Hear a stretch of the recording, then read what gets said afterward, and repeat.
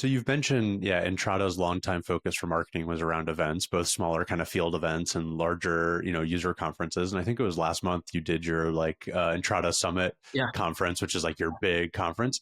Can yeah, you take us kind of behind the scenes of creating a giant user conference like that? Like, what are the goals for it? What goes into it? How do you yeah. think about it? It's a beast. It is. It is a big undertaking.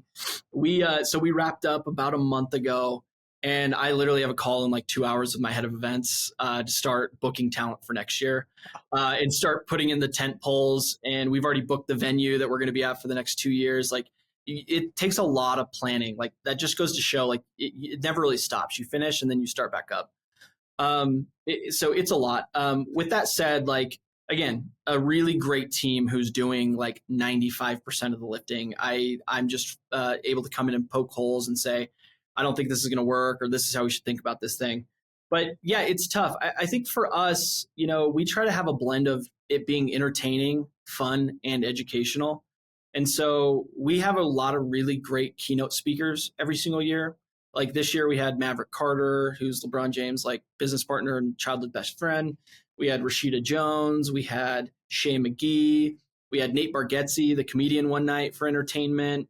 We had Weezer perform. So we really like focus on the entertainment side. But then on the flip side, we have a ton of breakout sessions that are really focused around the educational aspects.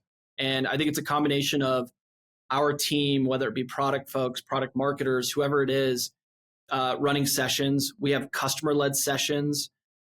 Silver Lake is one of our big investors, and they have a really great AI team. And so we had one of their operating partners on the AI side come to a session, which was really popular.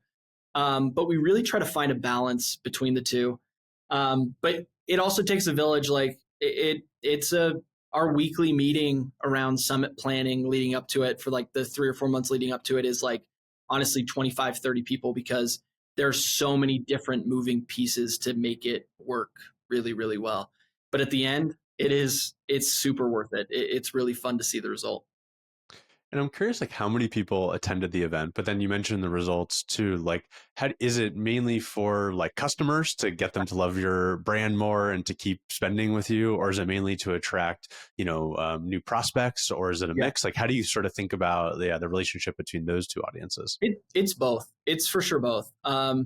There's a kind of like legendary executive here in the Utah area. Her name's Corinne Clark, and I remember her telling me at one point, she's like, conferences are so funny because you're literally like, hey, why don't you buy a ticket from me, pay for your airfare, pay for your hotel to come, and let us just entertain you and tell you about new things that are going on within the business. And so I think for us, like that's similar to how we've kind of structured these events. Is we're like, hey, look, like if you're invested in us and you want to understand what we're doing and what we're putting out there, and you want to learn about how people are using our system, we'd love to have you. If you do that, we're going to make it really useful for you.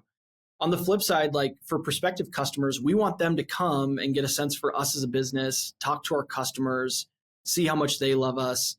And we want them there as well. So it's really kind of a mix of the two. As far as how big it was, so this year was our biggest year with employees and everything else. We had right around like 1,000 or 1,200 people.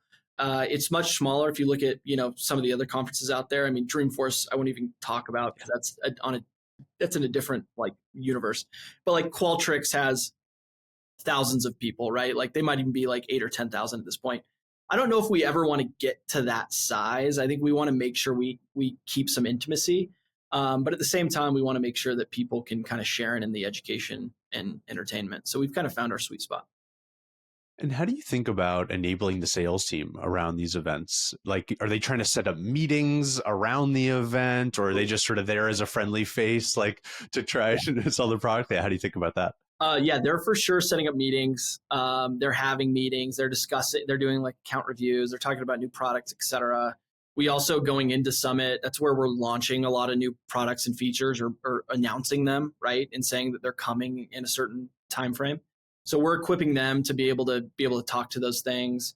But fortunately, Entrada is so funny. Our sales team is really incredible. A lot of them have been in the industry for a decade, 2, 3 decades, and so they have incredible relationships. They love our customers more than any other company I've ever seen, and So a lot of it for them is, hey, we just want to see these people. We haven't seen them in a little while. We want to chat with them and just keep building that relationship. And what comes from that is, ideally more revenue. But at the same time, even if it's not, like, we want to make sure they're happy and they're okay and they're good. So we do a lot of enabling, but candidly, like, they are so self-sufficient and know what they want to get out of it that it makes it a lot easier than might be normal. That's awesome. That's really Yeah. nice to have like salespeople who authentically have real relationships and deep understanding of an industry. That must be It's so valuable to unbelievable. the company. Yeah. Oh, it's unbelievable. Like, that was actually the biggest surprise to me as I came into Entrata, and the average tenure of an employee is like got to be 2 to 3 times what the average software tenure is. And all of these people like literally know every customer, everything about them. They love them. It's pretty fun to watch. And what does Entrada's field event program look like? Like all the smaller events? Do you have a sense of like the volume you're doing and maybe like how do you think about the types and mix of these different events?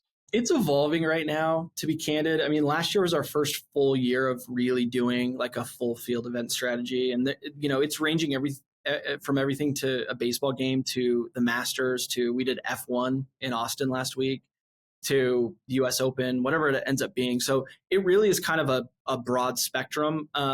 Again, for me, it always comes back to cost, which is how much are we spending at one of these events and what's the estimated payback and what's the payback period. And I think that's the evolving piece for us is our sales cycles are long. So we've kind of gone through the first phase or wave of doing a bunch of them.